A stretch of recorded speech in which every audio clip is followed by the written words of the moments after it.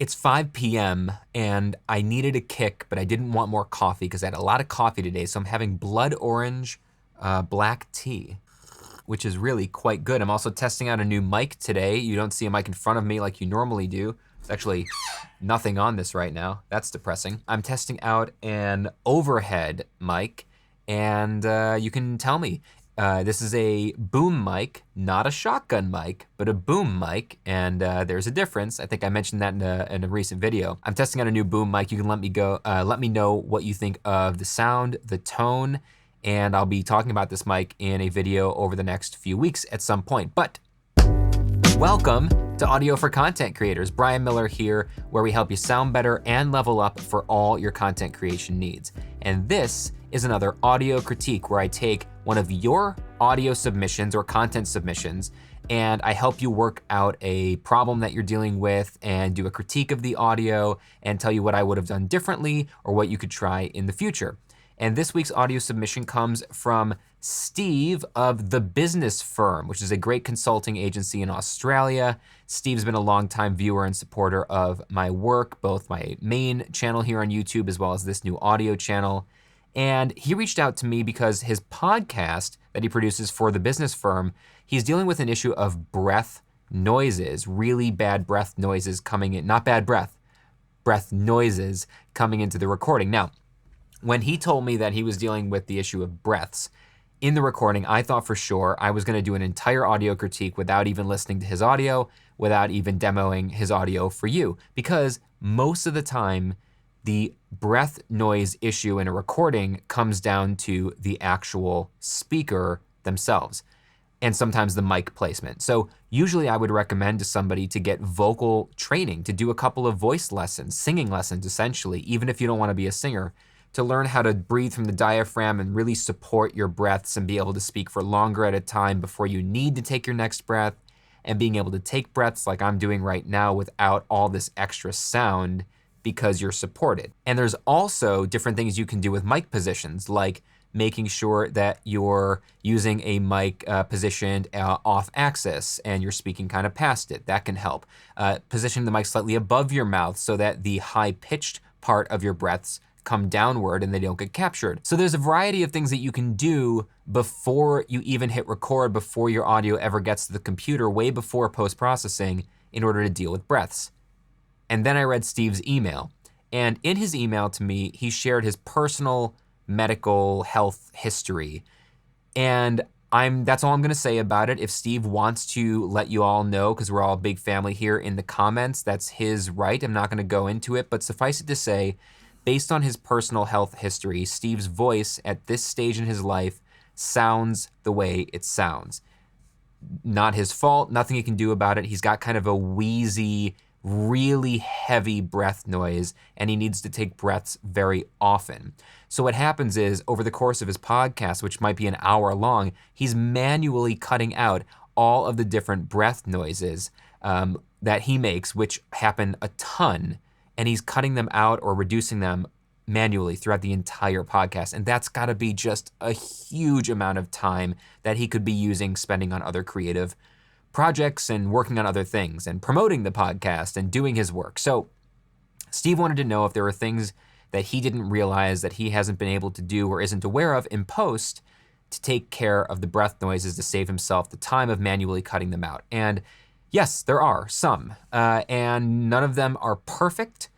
Nothing will be as good as manually cutting it all out, right? Manually cutting out, or ideally manually reducing each breath. You don't really wanna cut it out because then you get that choppy noise gate sounding thing. But manually reducing each breath by 10 decibels or 12 decibels, there's nothing that's gonna be better than that. But again, manual automation, volume automation takes a tremendous amount of time. So let's take a look at a few different things that we can do in order to take care of those breaths in an automatic way. The first, so actually let me let you listen to a sample of this, of Steve's recording, and you can hear the breaths as they come, so you know what we're dealing with. And there's confusion amongst business owners as to what SEO is. They see that there's a thing called Google. They see there's a thing called Bing. They know that there's a thing called Facebook. They see that there's Instagram. They hear about content marketing. They see a digital landscape that's got a lot of different aspects to it. Okay, at this point, I think you can get a pretty good sense of the breaths and why Steve needs to deal with them. So you can really hear them in places like, whoops, you can really hear them in places like here. They see there's a thing called Bing. They know that there's a thing called. You hear that?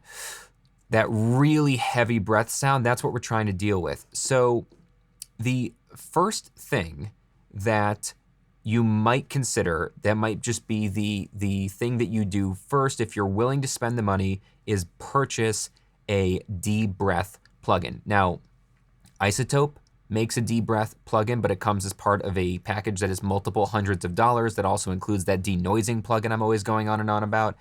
I don't own that particular plugin. I realize I just said it comes a part of the same package.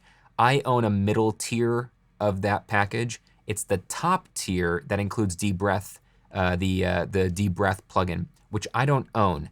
But Waves, another one of the most popular plugin companies of which I own literally like 40 or 50 of their plugins, they make a relatively affordable DeBreath plugin called Waves DeBreath. And I went ahead and saved you the trial and error process, Steve, and I went and purchased this just so I could test it out because it has mediocre reviews. It does not have stellar reviews, this particular plugin. Most of Wave's stuff has phenomenal reviews. I use tons of their plugins. You see their plugins on my work all the time. This particular plugin doesn't have great reviews, probably based on my little bit of working with it just for you, probably because it's incredibly non-intuitive setting it up. I work with plugins like this and complicated stuff, as you know, all the time, and it took me a real while of trying to, it doesn't look like there's that many different things you could do in here, but it took me a while to get this thing dialed in. I'll play it for you without this plugin on, and then with this plugin on, and you can hear the difference in DeBreath. I'm not gonna do a heavy tutorial on setting up this plugin. Steve, if you end up loving this and decide to buy it, reach out to me privately, I'll do a tutorial on it. Or if there's a ton of folks who wanna know, let me in the comments and I'll do a tutorial on this. But here is it with off. And there's confusion amongst business owners as to what SEO is. They see that there's a thing called Google. They see there's a thing called Bing. They know that there's a thing called Facebook. They see that there's confusion amongst business owners as to what SEO is. They see that there's a thing called Google. They see there's a thing called Bing. They know that there's a thing called Facebook. They see that there's. Okay, so you should immediately hear the difference. Let me do a really, really specific off and then on with just a single breath. Let's just do this breath right here. I'm gonna do it off and then on. Amongst business owners as to what SEO is. Amongst business owners as to what SEO is. So honestly, if you get that plugin dialed in properly, which again, incredibly difficult to do, but if you get it dialed in, it does a fantastic job of getting rid of breaths automatically. I think if you're willing to spend 40, 50, 60 bucks, whatever that plugin was, I'll leave the whatever information in the description. I think that plugin is the way to go, but you have to purchase it. It's not cheap. It's not super expensive, but it's not cheap. And then you have to spend some time really getting it dialed in. But let's say you did not want to use that plugin. You're gonna go a free route instead. Well, the first thing I would do is take a look at an expander. An expander is a noise gate that works slowly or gradually instead of open and closed, right? Noise gates are only open or closed. Again, I'm not gonna go into the specifics of how I dialed this in for right now, but here is what an expander might do for you. So let's just listen to an expander just by itself, off and then on. And there's confusion amongst business owners as to what SEO is. They see that there's a thing called Google. They see there's a thing called Bing. They know that there's a thing called Facebook. They see that there's confusion amongst business owners as to what SEO is. They see that there's a thing called Google. They see there's a thing called Bing. So it's not doing nearly as much as the DeBreath was, but what you're essentially seeing here is that we're doing a reduction during a reduction in overall level, and I'm doing a -6. You know what, let's do -10. Anytime the audio is not louder than 28 dB, we're gonna reduce by 10 decibels, which is quite a lot, right? It's quite a lot. I mean, 6 decibels is twice as loud or twice as quiet. So 10 is almost 4 times as quiet. So let's listen again. And there's confusion amongst business owners as to what SEO is. They see that there's a thing called Google. They see there's a thing called Bing. They know that there's a thing called Facebook. So that's actually not doing a bad job. Let's compare the DeBreath to just using an expander. So here's with a DeBreath on. And there's confusion amongst business owners as to what SEO is. They see that there's And now an expander instead. and there's confusion amongst business owners as to what SEO is. You know, that's actually pretty close just by itself. So let's continue. Now that we're using an expander, let's add an EQ to that. And what I've done here with the EQ is I use my subtractive EQ technique, which I've taught in many other videos, and I teach in real depth in the Audio 101 for Content Creators course. Was that too subtle of a plug? I'm not gonna go into the details here because I've taught it in so many other places, but what I was doing here was not listening for bad frequencies in your voice like I normally do. When I'm usually doing subtractive EQ and I teach it to you, I'm going to solo kind of ugly frequencies in the voice and get rid of them.